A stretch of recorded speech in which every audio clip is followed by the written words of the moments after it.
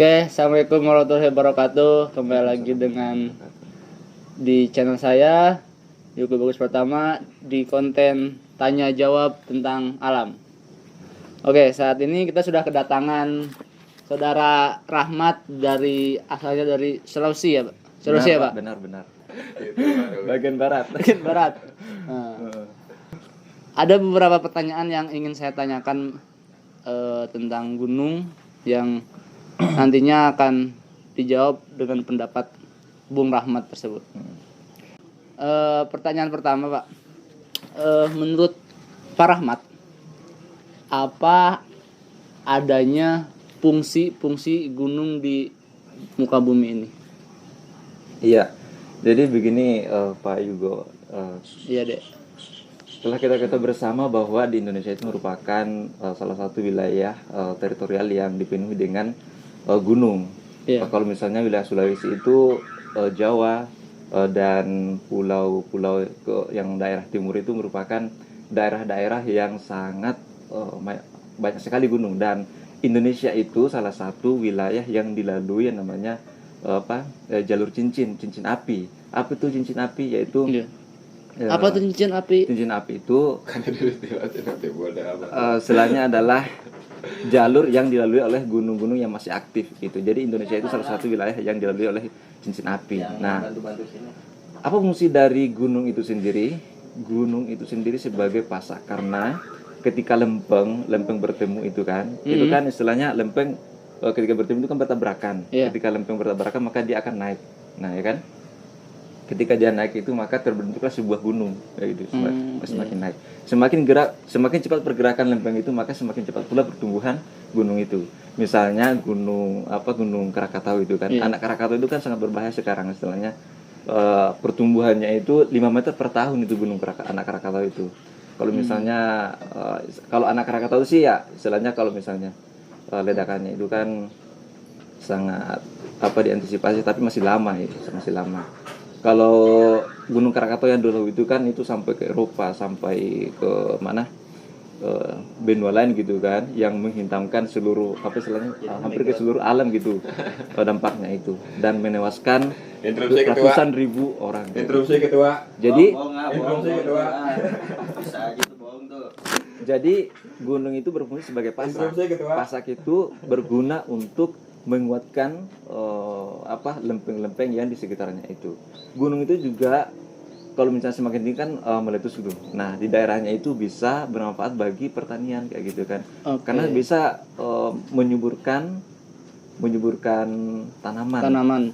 Nah, karena magma yang keluar dari gunung berapi itu kan istilahnya mengandung banyak zat hara gitu kan, banyak zat hara, sehingga ketika zat hara itu sudah menjadi polusi, bercampur dengan tanah yang biasa gitu kan, akhirnya tumbuh suburlah tumbuh-tumbuhan itu. Makanya kemudian kalau nggak heran kalau misalnya banyak sekali pertanian di kaki gunung. Oke, berapa persen akan adanya gunung tersebut meletus, Pak? Dan ciri-ciri seperti apa tuh? Ciri-cirinya itu kan periode gunung meletus itu kan ada juga ya, ada yang 100 tahun sekali, ada yang beberapa ratus tahun sekali gitu kan. Kalau Gunung Krakatau sudah lama sekali ya. Nah, kalau misalnya Krakatau itu kan masih anaknya itu dan pertumbuhannya semakin cepat, tapi sekarang tinggal anaknya kan? Tinggal anaknya. Tapi kalau misalnya ciri-cirinya itu kan sudah ada antisipasi dari pemerintah juga, sudah ada alatnya. Tapi alat itu pun kalau misalnya tidak dirusak oleh masyarakat setempat gitu kan, ya alhamdulillah. Tapi kalau misalnya dirusak, misalnya wisatawan itu biasanya ada yang iseng kayak gitu kan. Nah, ini yang perlu dikhawatirkan karena nggak bisa diantisipasi. Tapi alat pendeteksi dari jauh itu pun itu sudah ada, dan itu sudah canggih gitu. Okay. Kan di channel saya ini kebanyakannya para pecinta alam tuh ya, Pak. Bagaimana mereka yang akan menikmati indahnya alam di atas gunung mungkin melihat bahwa gunung ini masih aman dan tidaknya, aktif dan tidaknya. Bagaimana cara melihat aktif dan tidaknya itu, Pak? Iya. Yang pertama itu kan ada ini ya istilahnya, ada peringatan dari pemerintah satu, gitu kan. Apakah memang apakah gunung itu memang pernah aktif atau enggak. Nah, kalau misalnya memang aktif, berarti diberikan tanda kayak gitu kan. Nah, kalau misalnya berbahaya pasti kan ada erupsi. Iya. Nah, kalau erupsi berarti pendakian itu kan bisa Batalkan, tunda. dibatalkan atau ditunda atau ditutup dulu lah kayak gitu Iya. ya, atau kita seperti ini. Itu kan hal-hal yang mudah ditebak sebenarnya ya. Karena ada jalur pendakian itu sudah dijaga oleh aparat kayak gitu. Untuk masalah kan untuk saat ini banyak sih Pak kayak semacam buang sampah sembarangan dan segala macam di gunung tersebut. Apa selain mengaruh dampak untuk gunung tersebut, apakah mengaruh juga untuk tadi yang erupsi dampak dari sampah-sampah tersebut? Kalau pengaruh secara langsung ya mungkin tidak. Kalau misalnya dari erupsi itu ya. Kalau erupsi itu kan istilahnya ya memang faktor tektonik ya, faktor tektonik yang nggak bisa dihindari oleh manusia karena itu bukan kejadian alam yang alamiah kayak gitu. Tapi kalau misalnya pembuangan sampah itu kan lebih ke permasalahan sosial gitu kan. Dampaknya palingan di hewan-hewan yang dijaga di sekitar gunung itu gitu kan. Kemudian dampak lingkungannya juga ya kan. Kalau misalnya di gunung yang bawahnya tidak ada pemukiman kan sangat mengganggu hewan lain kayak gitu, dan pemukiman karena selain pencemaran lingkungan juga dapat mengganggu istilahnya kesehatan tanah lah istilahnya seperti Iya itu. benar, dan kesehatan kesuburan tanah di petani-petani di bawah ya. Terakhir nih Pak. Ya. Di depan kita tuh kan ada Gunung Salak Pak. Gunung Salak. Iya. Bukan buah salaknya ada nggak? Kemungkinan besar ada.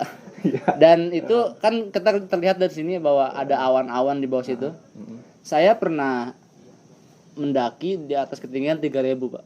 Dan awan itu sudah di bawah. Tetapi kenapa kenapa kan hujan itu dari awan kan? Hujan dari awan. Iya. Tetapi kenapa hujan masih ada di ketinggian 3.000 padahal awan itu udah di bawah kita. Oh iya. Itu apa penjelasan itu, Pak? Jadi awan itu kan ada bertingkat-tingkat gitu kan. Kalau misalnya awan di bawah, kita lihat di bawah itu namanya istilahnya mungkin yang saya kenal ya namanya gaun ya.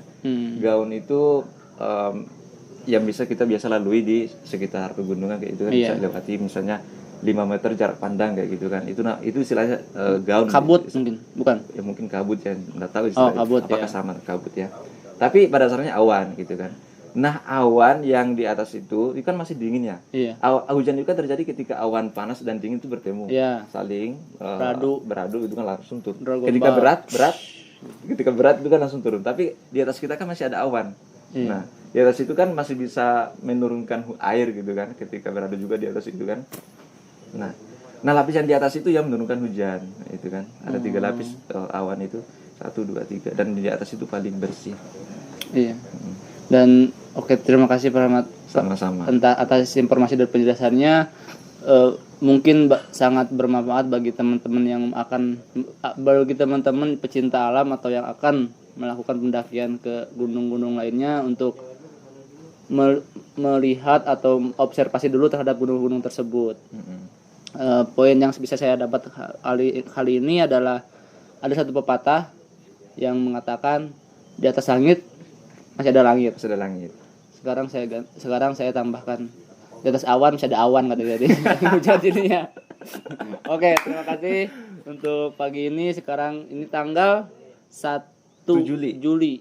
Kita awali dengan bulan ini dengan ceria, semangat, dan terus belajar. Oke, terima kasih. Sampai jumpa di lain selanjutnya. Tos.